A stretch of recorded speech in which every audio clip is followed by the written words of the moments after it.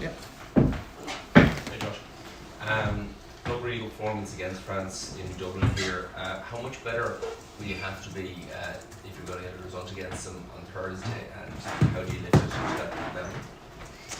I think we're going to have to obviously be at the top of our game. It goes without saying, playing against one of the best teams in world football. I think it's about trying to add to the performance, like you said, in March, and we'll do that by obviously analysing the game as we've already started to do as a team since we arrived into camp yesterday, by looking back at the previous games, seeing what we've done well, and what we can improve on.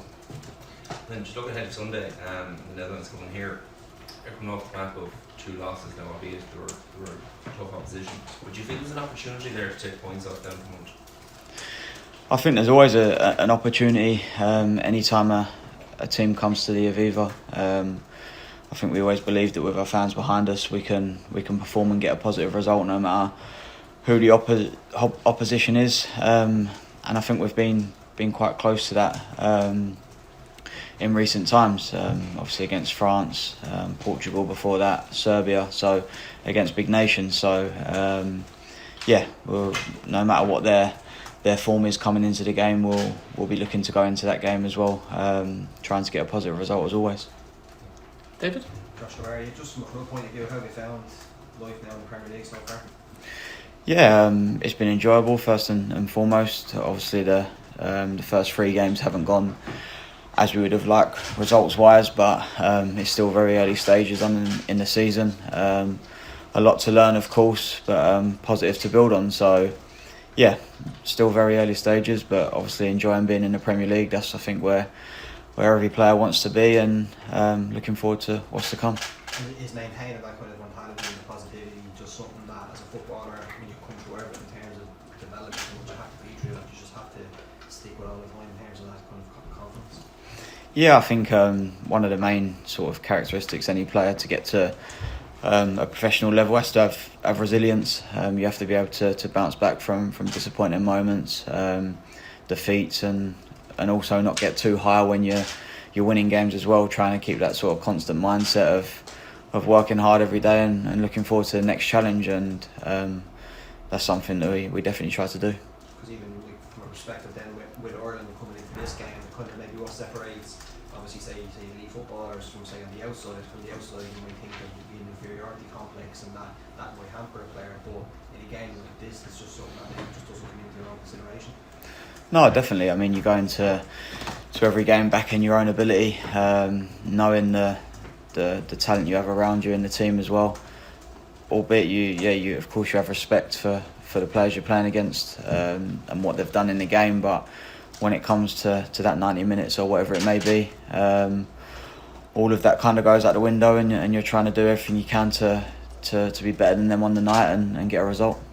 Just the last one, probably just one more for me. If you look back at that game, the home game against France, it's probably one of the few moments where people would say you've passed yourself and it led to the goal. Is that a moment afterwards that kind of maybe play in your own head, or do you think, I don't know, kind of analysing it, or is it just something you have to just try and forget?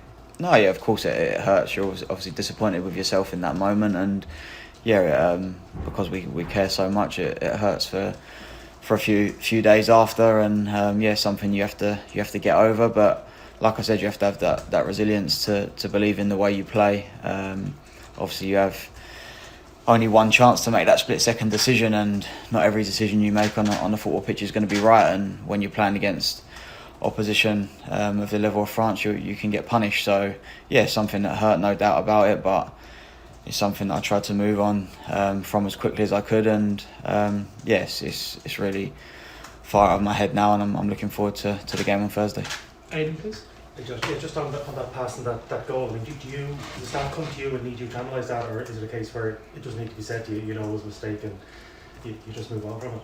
Yeah, I think you move on from it. As a player, I try and set myself higher standards and always analyse my games anyway. And yeah, a moment like that doesn't need too much analysing. You know that you've made a mistake, and yeah, like I said, it's tough to take in that moment and for a few days after, but you take it on the chin and move on. And just ask you about the battle that you'll face in midfield. I mean, you're up against Premier League quality, international quality every week at club level, but someone like Camavinga, I mean, how do their midfielders rate? Who do you see your personal battle with? How do you prepare for these players who are 70, 80, 90 million? Yeah, I think you try not to look at it as a kind of one-on-one battle. It's our team against theirs, so it might not be as straightforward as saying it's a match up against an opposition player. I think that the way we'll prepare as a team, we'll try and come up with a game plan and a structure that can nullify the threats they have as a team, and that's what we look to do. Stephen? Vincent Kompany, your manager Josh, has done everything in the game. He's won Premier League titles. He's captain Manchester City. How has it increased your confidence in him giving you the captain's armband at Burnley this season?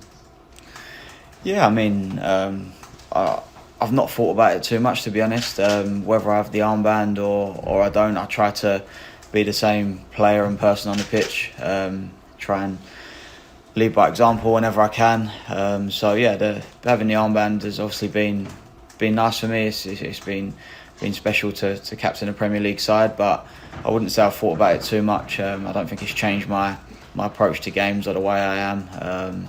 Yeah, I've just tried to carry on doing what I can for the team. But do you feel in good form coming into this window, because you were excellent games in the last campaign, and maybe just haven't hit those heights in the first 3 matches of this particular campaign? Do you feel you can get back to where you were in a Yeah, definitely. I mean, yeah, I'm feeling good, feeling in a good place mentally and physically. So, yeah, looking forward to the games.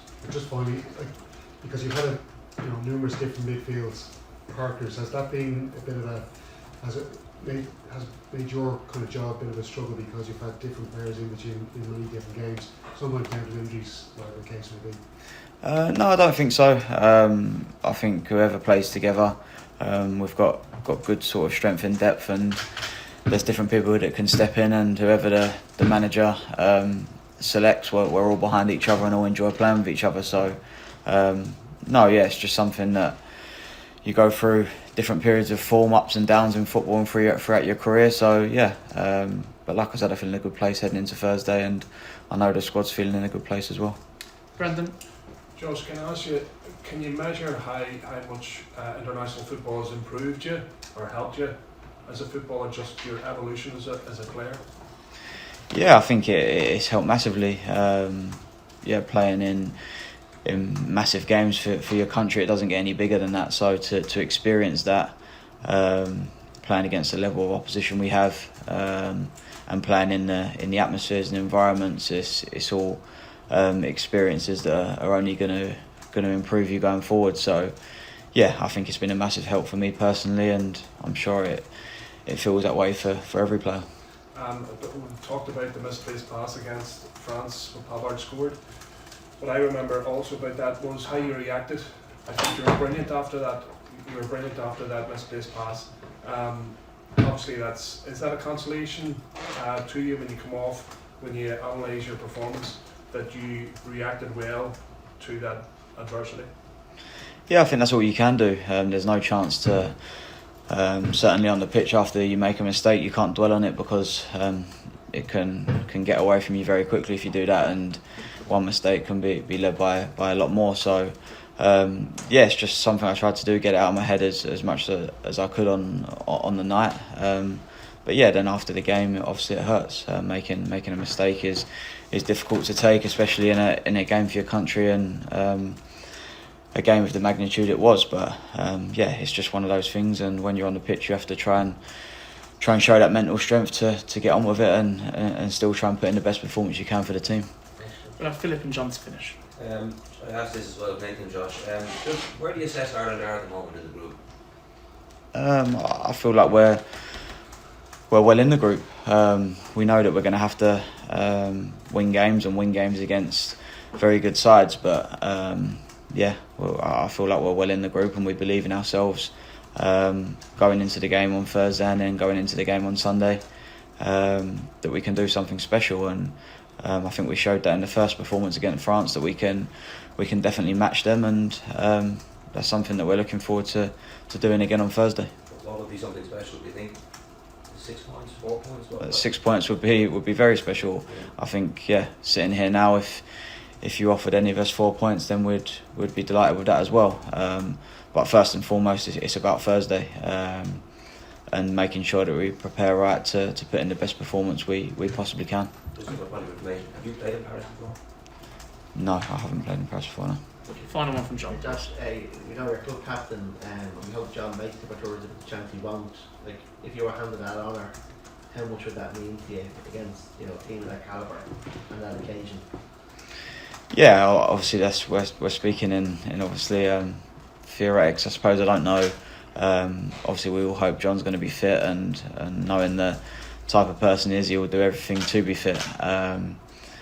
And yeah, if I was to be given the armband on Thursday or at any point further down in my international career, then obviously it would be right up there with one of the proudest moments of my life. So yeah, that's as much as I can say on it, really. Thank you very much, guys. Thank you. Cheers.